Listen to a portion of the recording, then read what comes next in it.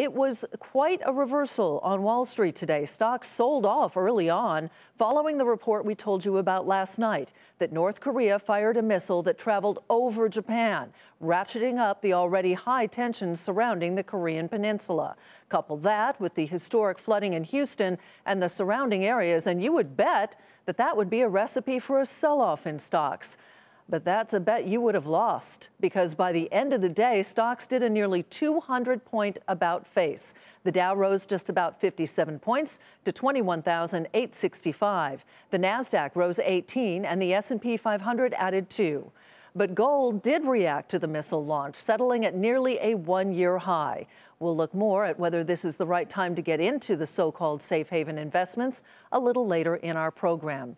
But first, back to that North Korean launch that has the region on pins and needles. As we said, the missile traveled over Japanese airspace, causing a frightening situation for residents and strong rhetoric from the government. Akiko Fujita has more from Nagoya, Japan.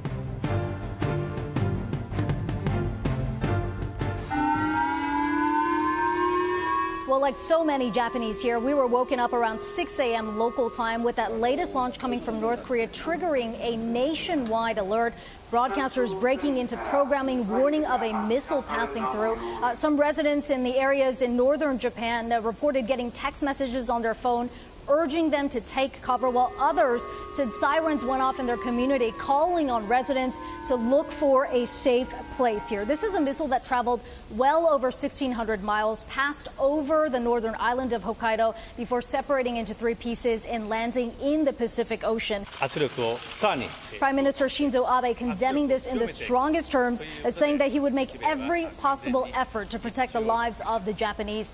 He did speak with President Trump over in the U.S. This is a conversation that reportedly lasted roughly 40 minutes. The prime minister saying that President Trump reiterated the U.S. is 100% with Japan and committed to Japan's defense. The timing of this certainly no coincidence, coming amid those joint U.S.-South Korean military exercises. The Japanese and American forces have also been conducting their own exercises over the past few weeks.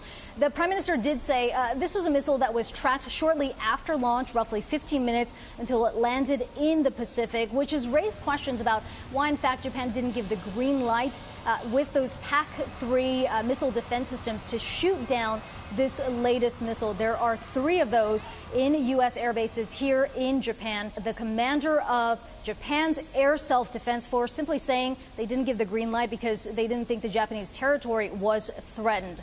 We should mention the Japanese are certainly used to these provocations from North Korea, with well over a dozen missile launches so far this year. More than half of those have landed in Japan's exclusive economic zone. But there is a sense that this test may have crossed the line, in part because this was the first time a ballistic missile that was designed to carry a nuclear payload passed over Japanese territory. The implications of a failed launch certainly could have been significant, considering the debris could have fallen on Japanese territory.